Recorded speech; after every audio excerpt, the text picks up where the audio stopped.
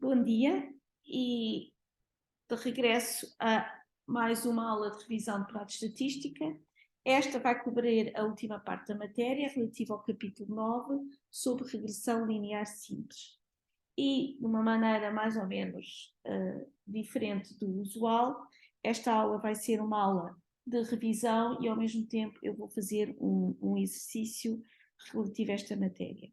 E começo por vos mostrar a matéria condensada e que está presente no formulário.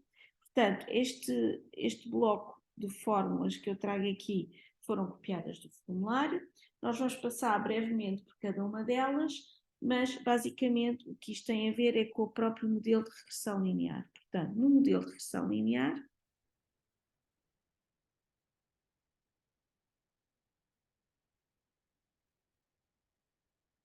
eu assumo que tem uma variável que eu vou designar por y, que é a variável dependente,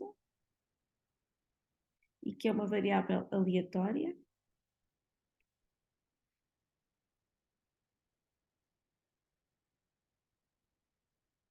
E esta variável tem uma relação linear com a variável que eu vou designar por xi, que é a variável independente ou de controle, e que eu para já vou assumir que não é uma variável aleatória. E, portanto, fruto de observações,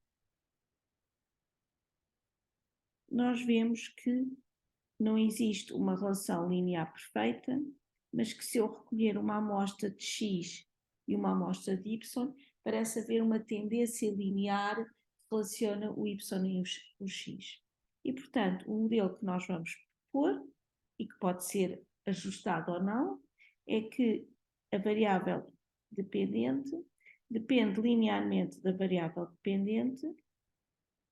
Isto seria o que nós faríamos se por acaso os meus pontos tivessem exatamente uma reta. Portanto, se vocês tivessem, em vez de terem isto, tivessem pontos, este aqui é vermelho, isto é, se eu dado um x eu soubesse exatamente qual era o y, o modelo que eu teria era um modelo determinístico e, portanto, eu até só precisava de dois pares de pontos para determinar a ordenada na origem, que é o beta 0, e o declínio.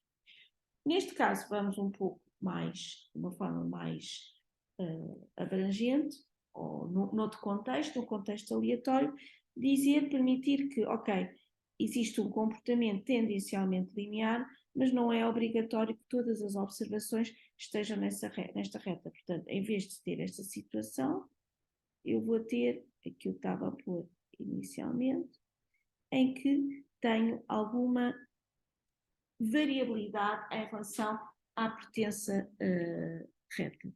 E essa variabilidade, na verdade, é incluída através de uma variável εi, portanto, o meu εi é uma variável aleatória, e que eu vou assumir que tem valor esperado zero, variância constante,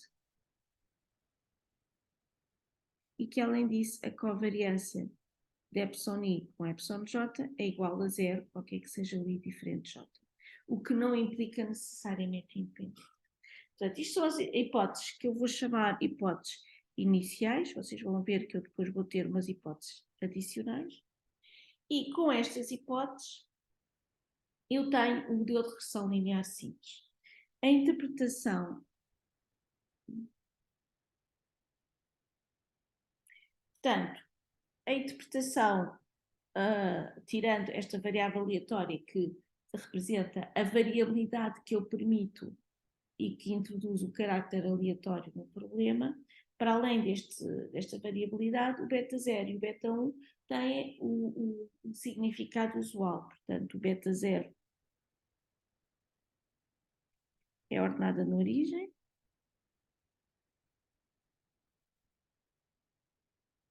e o beta 1 é o declínio. Ok.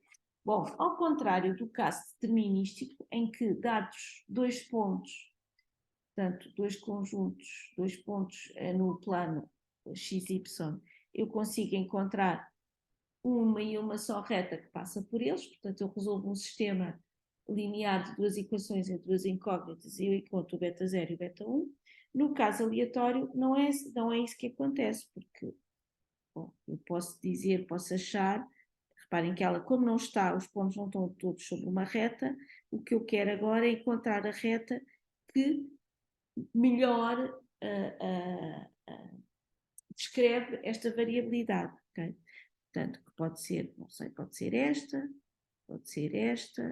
enfim, eu não sei exatamente qual é a reta que melhor descreve estes dados. E, obviamente, se eu agora ajustar uma reta e depois fizer mais observações, se calhar chego à conclusão que não seria a reta que melhor ajusta o conjunto final, não é esta, mas sim outra. Isto é, o beta 0 e o beta 1 vão ser desconhecidos no caso que nós vamos estar a tratar, e o que nós vamos fazer é, recorrendo a dados recolhidos da amostra, eu vou estimar o beta 0 e o beta 1. Okay?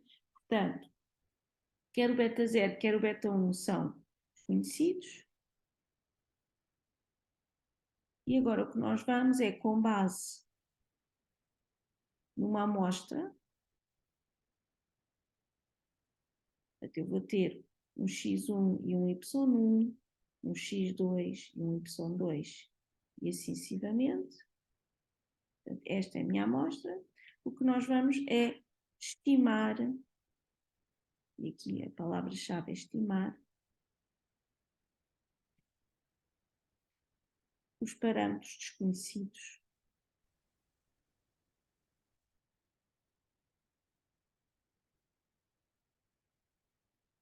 beta 0 e beta 1. Como é que vamos estimar estes parâmetros? A ideia é que vamos minimizar, vamos fazer aqui algo um pouco mais pequeno.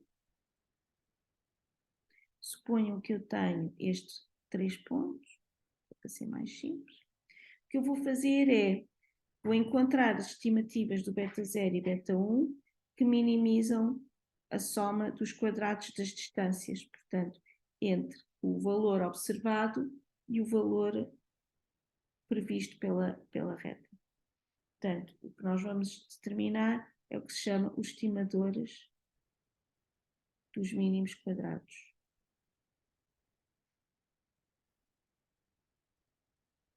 E esses estimadores, o que eu vou fazer é minimizar o somatório desde i igual a 1 até n de y, foi o valor que eu observei, menos o valor que eu vou estimar pela reta, que é o quê? É o beta 0 chapéu mais beta 1 chapéu vezes o xi ao quadrado, e vou minimizar para beta 0 chapéu e para beta 1 chapéu. Portanto, esta distância que está aqui é precisamente, para cada um dos y's, o quadrado da distância entre o valor observado, y, e o valor estimado pela reta que eu ando à procura. Deixa eu ver lá aqui qualquer coisa.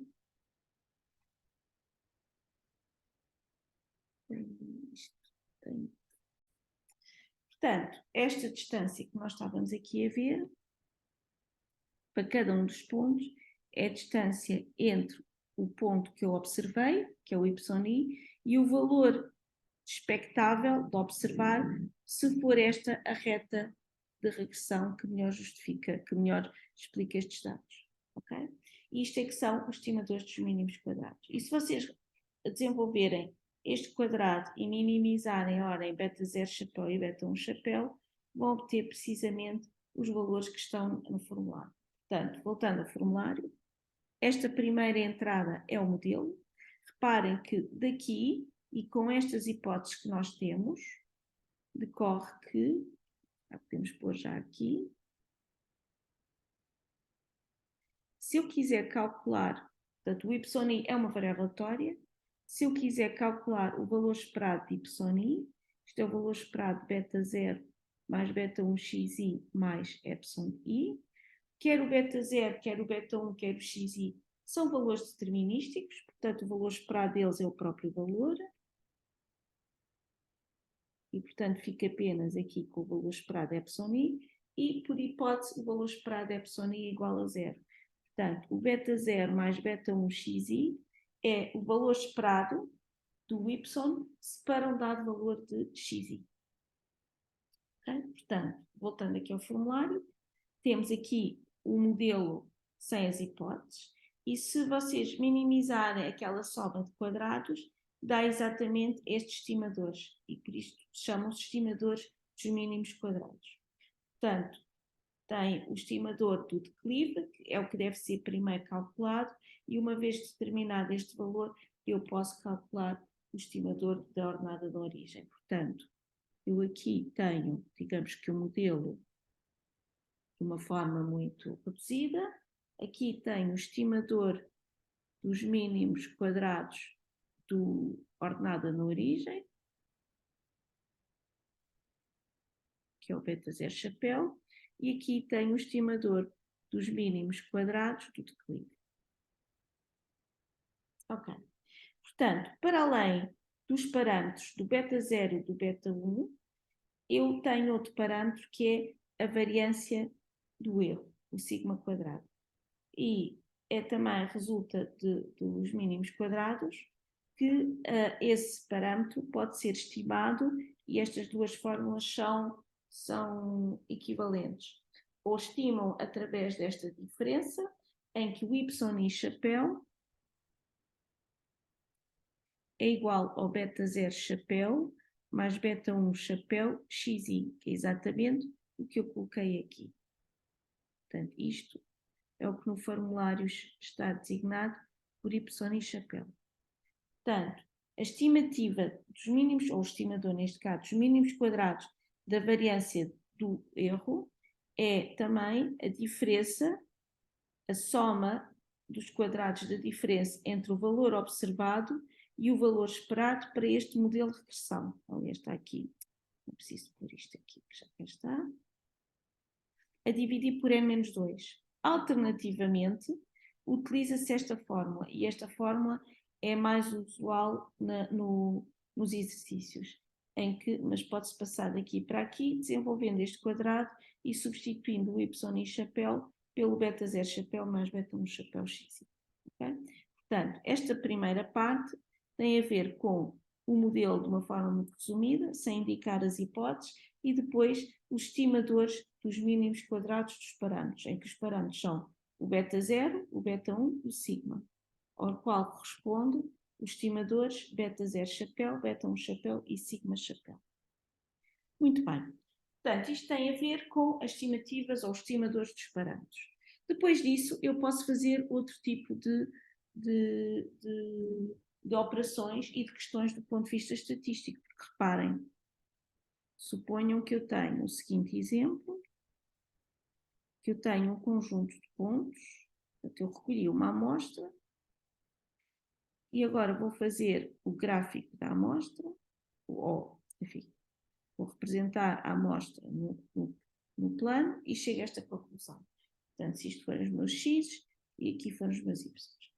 Claramente, e aqui eu faço de forma muito explícita, mas muitas vezes em dados reais este claramente não é assim tão fácil de perceber, mas olhando para aqui, eu intencionalmente fiz um comportamento sinusoidal que está longe de ser um comportamento de uma reta. Mas seja como for, eu posso sempre ajustar uma reta. Agora, o ajustamento pode ser válido ou não. Portanto, se eu quiser progredir e ajustar uma reta, se calhar chego à conclusão que esta é a estimativa da reta que melhor descreve estes dados. Mas o melhor descrever os dados não significa que ele descreva bem. E, portanto, é natural que a seguir exista toda uma panóplia de testes e de análise dos resultados, de forma a perceber se eu estar a forçar um modelo de regressão linear é algo que eu deva fazer ou não. E isso faz parte, o material para testarem, para verificarem, para além de outras questões, esta é exatamente o que consta aqui desta parte. Portanto, eu vou pôr aqui, isto é o 1, o 2 e o 3, e vamos pôr para que é que serve, quais são o tipo de questões que estão relacionadas com cada uma das fórmulas. Portanto, a fórmula 1, vou tentar copiar.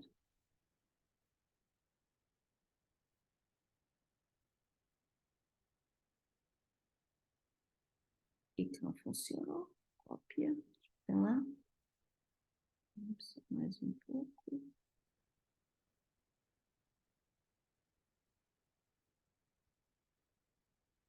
Ok. Portanto, a fórmula 1, reparem, o que é que tem a ver? É uma fórmula que diz respeito a uma variável aleatória. O que é aleatório aqui? O que é aleatório aqui é o beta 0 chapéu e o sigma chapéu. Portanto, deixem-me pôr aqui. Portanto, isto são variáveis aleatórias. Okay? Claro que depois, quando eu tenho uma amostra concreta, elas vão se concretizar, mas à partida, antes de substituir pelos valores, isto são variáveis aleatórias e daí o facto de eu ter uma distribuição.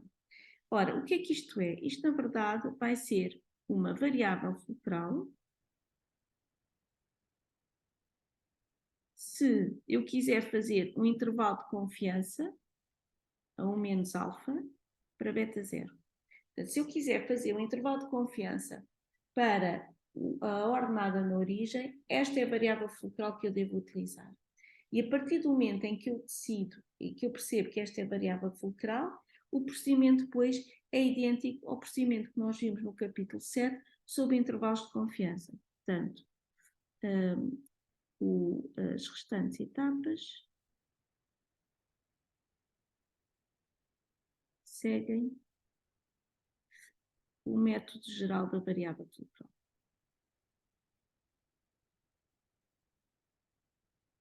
E que nós vamos ver no exercício, mas só para vos recordar, quando nós estamos a derivar um intervalo de confiança, a primeira coisa é perceber qual é a variável fulcral adequada, depois com a distribuição da variável fulcral e com a confiança eu vou determinar os dois quantis e depois vou inverter a desigualdade de forma a pôr em evidência o parâmetro.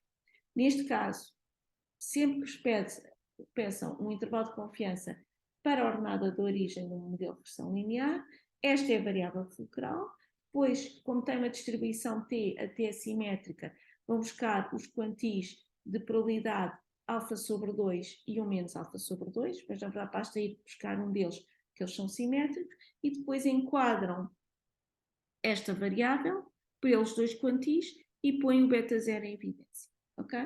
Portanto, caso eu queira fazer um intervalo de confiança para o beta 0.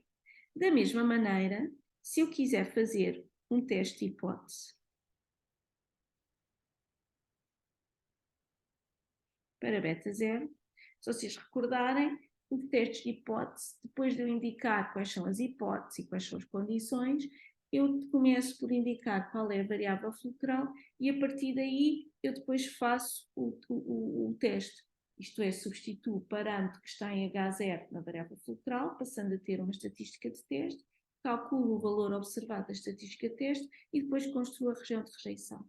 Ora, é exatamente a mesma coisa aqui. Portanto, a única coisa é que a variável fulcral, se for para um teste de hipótese para a ordenada de origem de uma regressão linear, é esta. Portanto, eu faço o teste de hipótese, utilizo esta variável fulcral e agora os restantes passos, se quiserem, vamos repetir. Este 1 é a variável fulcral e de seguida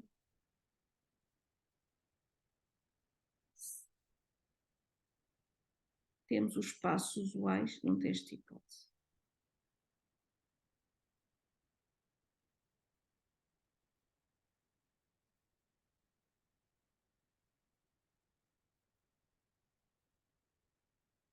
Ok, e já está. Portanto, quer intervalos de confiança, quer testes de hipótese para a ordenada na origem, são feitos recorrendo a esta variável fulcral. Depois temos outra variável fulcral, que é 2. Eu vou copiar.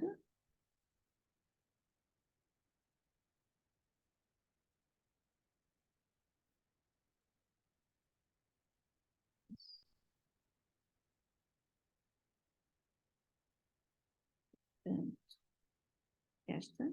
E reparem, ela não é igual à anterior, mas se a anterior dizia respeito à ordenada na origem, ao beta 0, esta aqui diz respeito ao declive, ao beta 1. Portanto, o que é aqui aleatório? Aqui aleatório é o beta 1 chapéu e é o sigma chapéu. Portanto, a variável aleatória é distinta da anterior, mas tem a mesma distribuição. E, portanto, aqui vai ser também uma variável fulcral.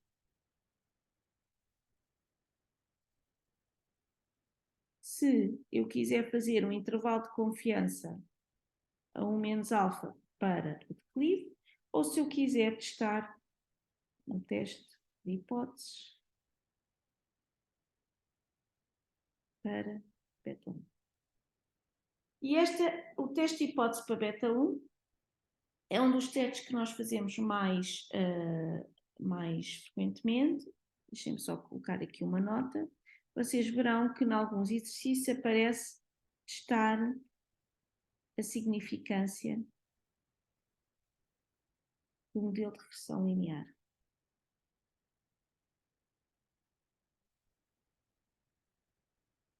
E a ideia é o seguinte, e vamos ver aqui este exemplo. Reparem, o que acontece é, se não houver nenhuma relação entre o y e o x, então o que eu devo esperar é que o declive desta reta seja aproximadamente zero. Significa que uma variação do x não impacta linearmente, só linearmente, o y. Pode impactar de forma quadrática, ou seja, com outra forma, mas pelo menos não há uma dependência linear entre o y e o x. Portanto, testar a significância do modelo de regressão, isso equivale a testar se o beta 1, ficou mal escrito, se o beta 1 é igual a zero, contra a hipótese alternativa de beta 1 ser diferente de zero. Portanto, sempre que vos aparecer um exercício em que vos peçam para testar a significância do modelo de regressão, é para testar se há evidência, se a amostra tem evidência estatística ou não sobre a hipótese H0 que beta 1 igual a zero. E reparem, se beta 1 for igual a zero, então significa que não há relação linear significativa entre y e x. Okay? Portanto, este é um dos testes que aparece mais vezes. Por último, ainda sobre esta parte, tenho outra variável de 3,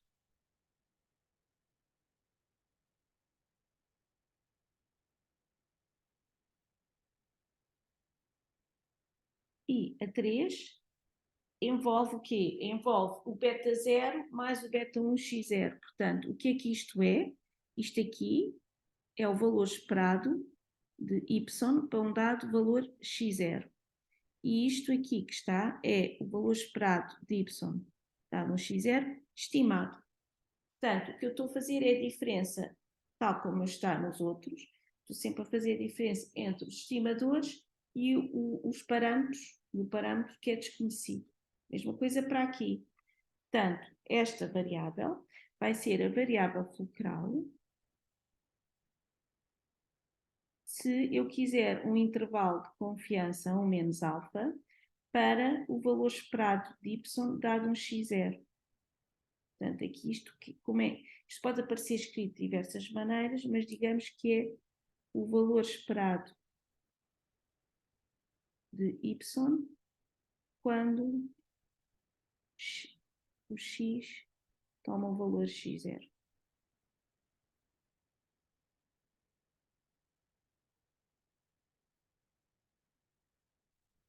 E da mesma maneira, vai ser utilizado se eu quiser fazer um teste de hipótese para este valor esperado. Deixem-me só aqui adicionar uma nota, é que o modelo de regressão linear só é válido para x's entre o mínimo e o máximo. Isto é melhor fazer aqui um desenho. Suponham que eu tenho uma amostra Não tem que ser sempre um quadrante positivo, mas bom, eu estou a fazer. Portanto, com base nesta amostra, eu acho que ainda é possível tentar ajustar uma reta e, portanto, imaginem que eu ia tentar ajustar uma reta e chegava à conclusão que a melhor reta ajustada, portanto, eu nunca vou encontrar o verdadeiro beta 0 e beta 1, nem o sigma, porque eles são desconhecidos. Vou encontrar uma estimativa disso. Bom, suponham isto. E agora, suponham que eu a seguir vos pedia qualquer coisa para o valor de x, deixem-me prolongar aqui, dizia assim, olha, eu quero ver com base neste modelo ajustado, o que é que vai acontecer ao meu y se eu der um x aqui. Ora, eu não posso dizer nada, porque nada me garante que, a partir para valores que estão fora deste intervalo, ainda exista uma relação linear entre o y e o x. Pensem, por exemplo, numa mola, em que o x é o peso que vocês colocam e o y é a distância, o ponto, as duas extremidades da mola. Quanto mais peso eu ponho, a mola vai esticando. Portanto, enfim, pode não ser linear, mas vamos supor que é linear. Agora, se eu puser um peso tão grande, portanto, suponham que eu recolhi uma amostra e cheguei à conclusão exatamente que havia uma relação deste estilo. Agora, suponham que eu a seguir pergunto, então o que é que aconteceria se eu pusesse um peso 1000 vezes maior do que aquele que eu pus? Ora, o que pode acontecer é que a mola até se quebre e, portanto, deixa de haver nenhuma uma relação entre o y e o x, porque a mola já se partiu e, portanto, já não há qualquer tipo de reação da distância da mola ao peso, porque a mola está partida. Portanto, eu não posso usar nada sobre este modelo ajustado para valores de x que não estejam no intervalo de medição. Portanto, eu só vos posso pedir coisas entre o mínimo, vou pôr aqui x1 mínimo, e o máximo. Portanto, se vos pedirem um intervalo de confiança com um valor esperado de y para um x que está fora do intervalo de medição, ele não tem que ter sido medido, mas tem que estar dentro do intervalo de medição, então vocês dirão que não é possível utilizar estes dados, esta reta, porque não é possível fazer extrapolação. Ok? Portanto, isto cobre estas fórmulas que temos aqui. Por último, temos esta fórmula aqui. Esta fórmula, de certa forma, está relacionada com algo que eu vos falei sobre um teste de hipótese para o beta 1, e isto chama-se coeficiente de determinação.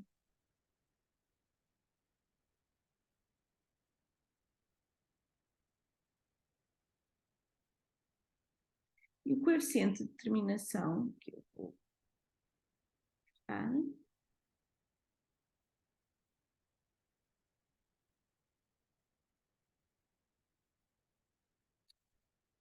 portanto, a interpretação disto, para já, toma valores sempre no intervalo 0, 1, e se o r quadrado é igual a 0, significa que não há relação nenhuma linear, é só linear, pode haver outro tipo, entre x e y.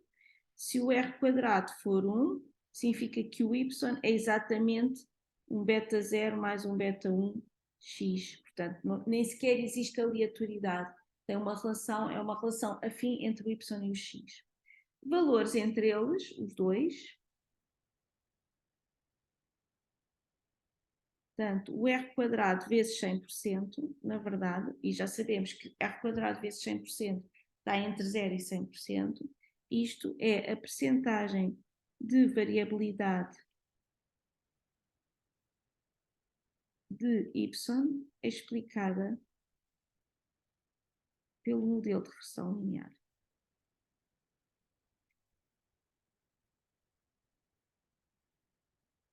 E esta percentagem pode ser muito baixa, e nesse caso o modelo se calhar não é muito ajustado aos dados que vocês têm, ou pode ser muito elevada, e nesse caso significa que está ajustado.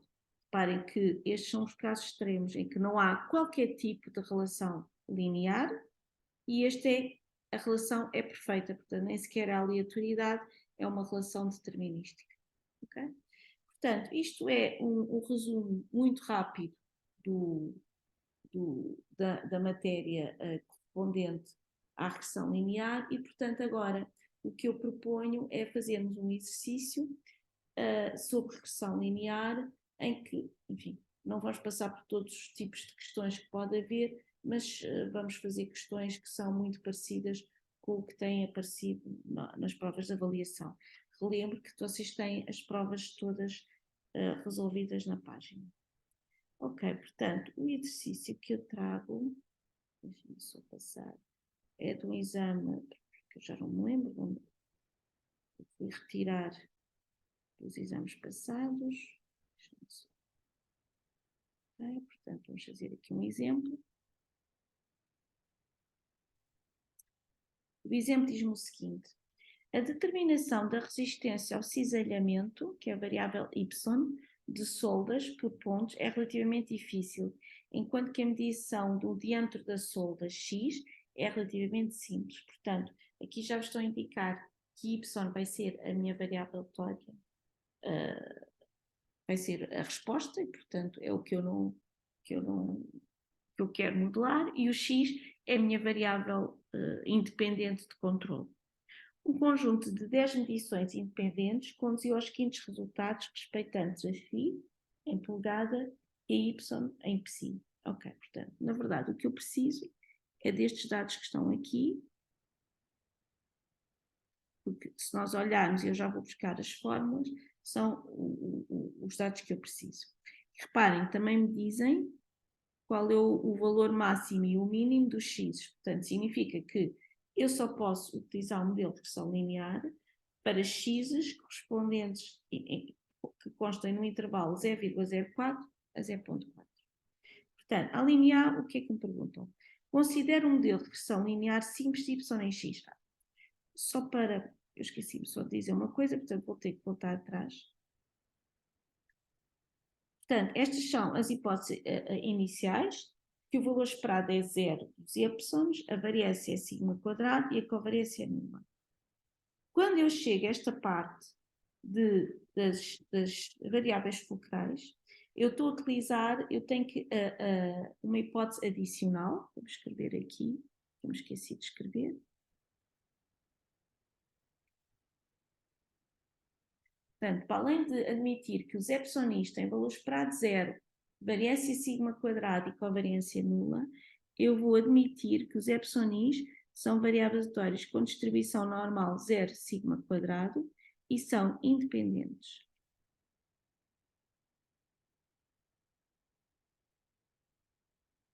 E é só sob estas condições adicionais que estas variáveis aleatórias têm esta distribuição P. Ok? Peço desculpa que eu tinha me esquecido de dizer isto. Ok, portanto, voltando à pergunta.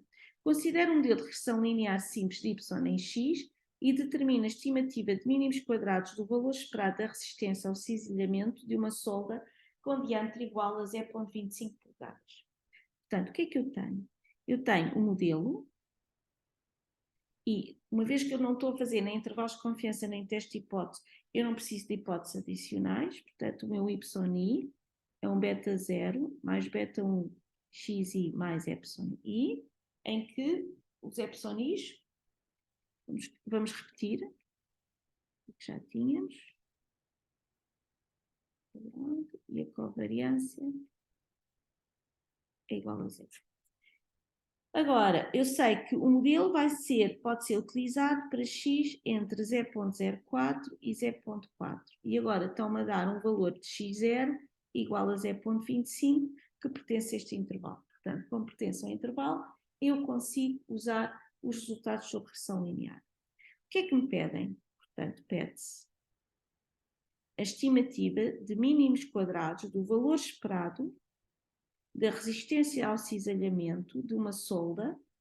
Portanto, o que eu quero é o valor esperado de y, quando o x0 é igual a 0,25 e quero a estimativa. Ou seja, o que eu quero é o beta 0 chapéu mais 0,25 beta 1 chapéu, não é? Porque isto é o que é o valor esperado se o x for 0,25, qual é a estimativa do que eu espero encontrar por y. E, portanto, isso significa que eu tenho que ir calcular o beta 1 chapéu e o beta 0 chapéu. Então, vamos buscar aqui ao formulário. Agora vou trazer isto tudo.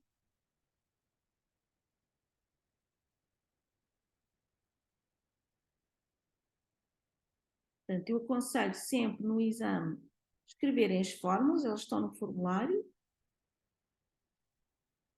mas só para verem que não se enganam. Portanto, o beta 1 chapéu, eu vou buscar também aqui os dados, que é para não andarmos de um lado para o outro.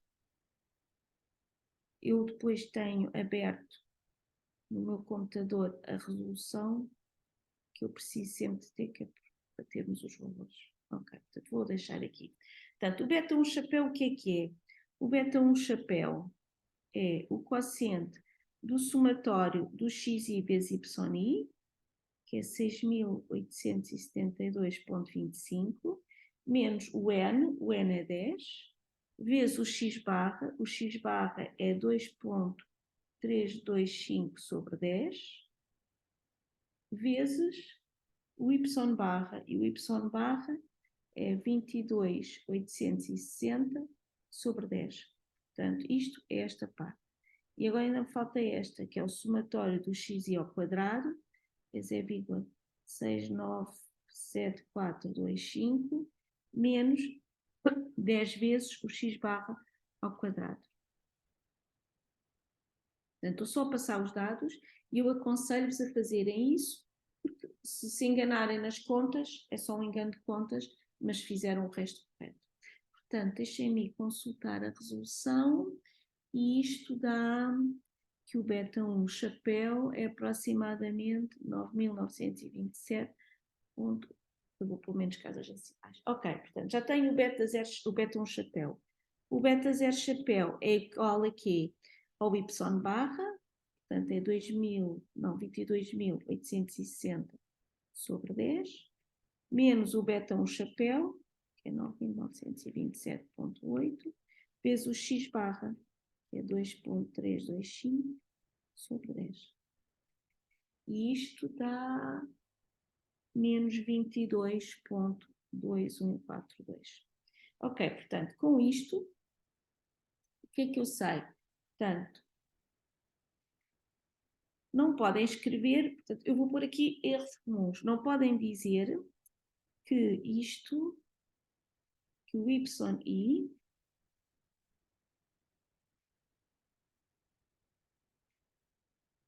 portanto, se escreverem isto está errado, porque o beta 0 e o beta 1 não são necessariamente iguais ao beta 0 chapéu e o beta 1 chapéu. O beta 0 chapéu e o beta 1 chapéu é com base nesta amostra. Portanto, isto está errado. Não podem escrever isto. Ok? Portanto, o que vocês chegaram à conclusão é que o y chapéu, que é o valor esperado de y para um dado xi estimado, é igual a menos 22,2142 mais 9.927,80 xi. Isto sim está certo. Portanto, é isto que tem que responder. Neste caso, o meu x é 0,25 e, portanto, o y chapéu seria menos 2,2142 mais 9.927,8 vezes 0,25. E seria esta a resposta. Ok? Portanto, isto é se vos pedirem para determinar a estimativa de mínimos quadrados do valor esperado da resistência para um diâmetro de 0,25. Okay? Portanto, aqui não se esqueçam, também têm que pôr o chapéu. Ok? Muito bem. A linha B.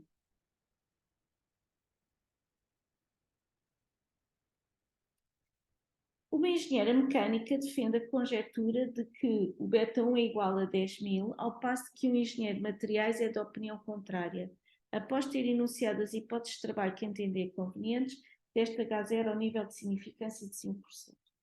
Portanto, o que é que eu quero? Eu quero testar se o beta 1 é igual a 10.000, contra a hipótese alternativa de beta 1 ser diferente de 10.000.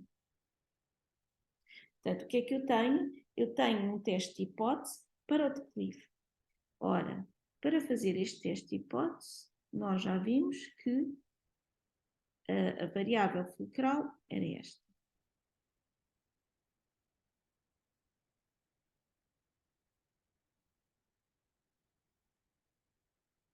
Ok, portanto, reparem que isto é um teste usual, isto é, no sentido que se enquadra na matéria que nós vimos no capítulo 8 sobre testes de hipótese, só que tem uma estatística, uma variável fulcral e, consequentemente, uma estatística teste específica, tendo em conta o enquadramento em que nós temos. Portanto, esta é a minha variável fulcral, muitas vezes designo por T. Portanto, a estatística de teste vai ser o quê? T0, que é igual ao beta 1 chapéu, não substituem o beta 1 chapéu, menos o beta 1 que está em H0, que se H0 for verdadeiro é 10.000, sobre o sigma chapéu ao quadrado e o somatório dos xis ao quadrado. Esse sim poderiam substituir, mas vamos deixar assim. E sobre H0 tem uma distribuição T com o N é 10, portanto com 8 graus de liberdade. Ou seja, o que eu preciso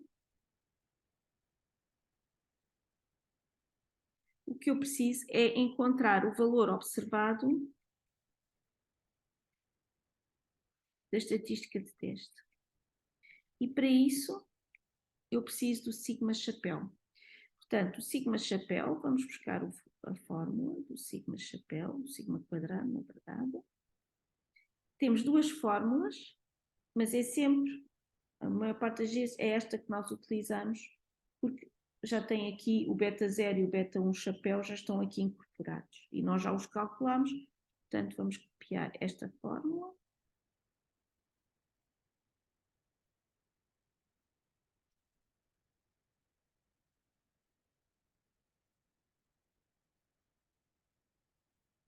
Ok, e agora deixem-me ir buscar novamente dados.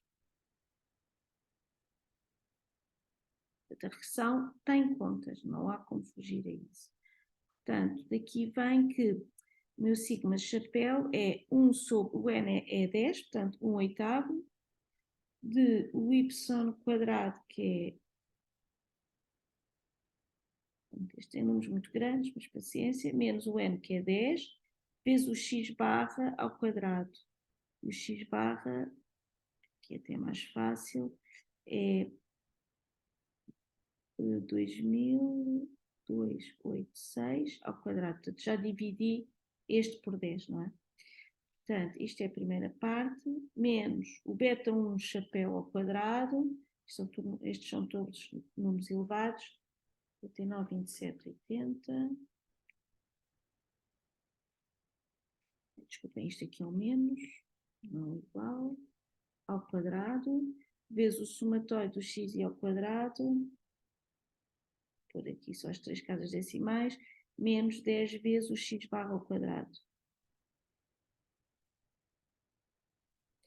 Portanto, deixem-me só consultar aqui a resolução, para ver quanto é que dá o sigma chapéu ao quadrado, dá 109,05 aproximadamente. Portanto, eu estou a fazer alguns arredondamentos pelo meio e nem estou sequer a fazer isto de uma forma muito rigorosa.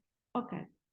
Portanto, agora que já temos a estimativa da variância do erro, eu posso calcular o T0. Portanto, o T0 vai ser o quê? Vai ser o beta 1 chapéu, que é 1927,80, menos 10.000, não é? Que é o valor que está a pôr a hipótese, a dividir pela raiz quadrada.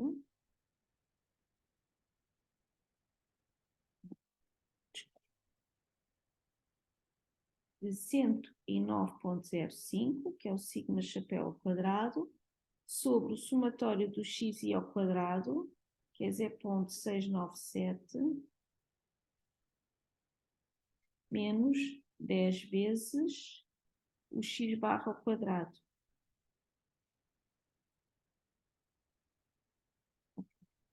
e isto tudo dá menos 2,738. Okay? Portanto, isto é o valor observado da estatística de teste. Agora, neste caso, dão-me para testar para o nível de significância de 5%. Se me dessem para o valor P, eu determinaria o valor P. Neste caso, como dizem que o alfa é 5%, portanto, eu quero decidir para alfa igual a 5%. Então, o que é que eu faço? Vou construir a região de rejeição. Portanto, notem que eu estou neste momento a fazer o procedimento usual dos testes de hipótese. A única novidade que nós temos aqui é que a variável fulcral era diferente daquela que nós tínhamos anteriormente nos testes do capítulo 8. Ok, portanto, a minha variável na estatística de teste tem distribuição T, portanto a T é simétrica, e a minha hipótese H1 é para valores diferentes. Portanto, se é para valores diferentes, então a minha região de rejeição é bilateral. E, portanto, aqui eu vou ter o ponto A, aqui vou ter o ponto menos A, e o que é o A? O A é o quantil, portanto, é o F menos 1, de uma T com 8 graus de liberdade, de quê? Qual é o quantil de probabilidade? Eu quero que aqui seja 0,95 e aqui fica 0,025 e aqui 0,025. Portanto, eu quero que seja o quantil de probabilidade 0,975 de uma T com 8 graus de liberdade. Então, vamos às tabelas.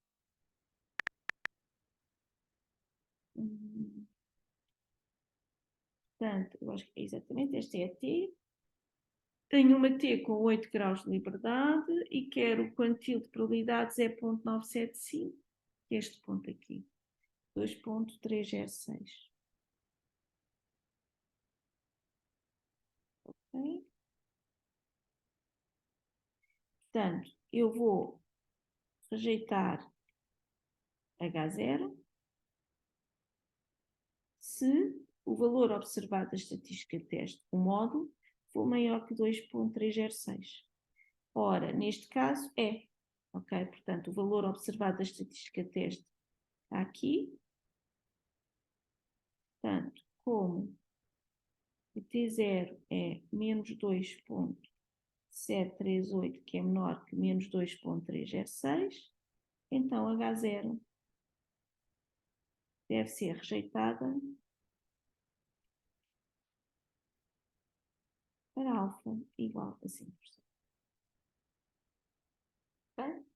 Bom, portanto, como veem, não há novidades por aí além quando estamos a utilizar a regressão linear. Por fim,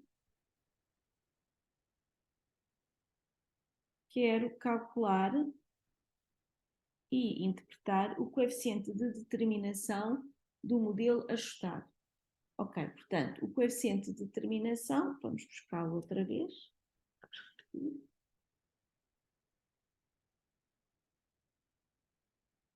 coeficiente de determinação tenho aqui. Portanto, tal como eu estou a dizer, devem sempre colocar as fórmulas que estão a utilizar. Portanto, agora só tenho, e novamente vou copiar os dados.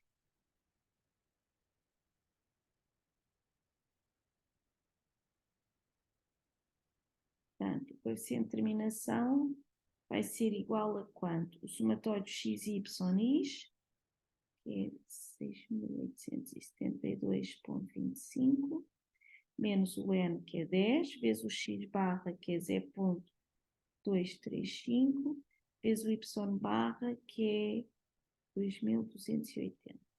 Portanto, isto ao quadrado, sobre o somatório do x ao quadrado, eu só pôr 3 casas decimais, menos 10 vezes o x barra,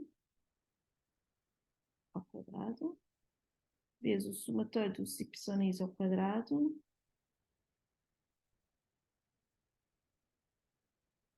menos 10 vezes o x barra, que é 2. Deixem-me só puxar isto um bocadinho.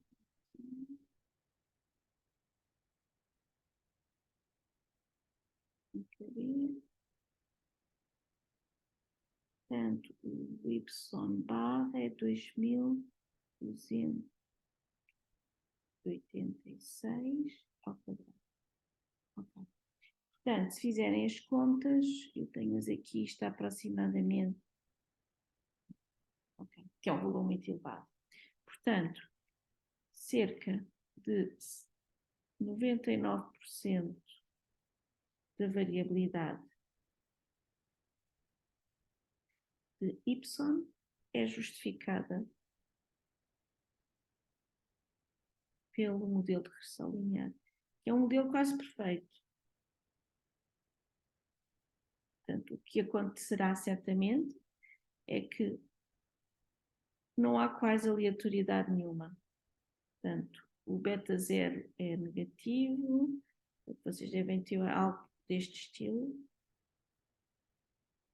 e depois tem os pontos praticamente, para terem um R quadrado tão elevado, os pontos estão praticamente em cima da reta. Okay.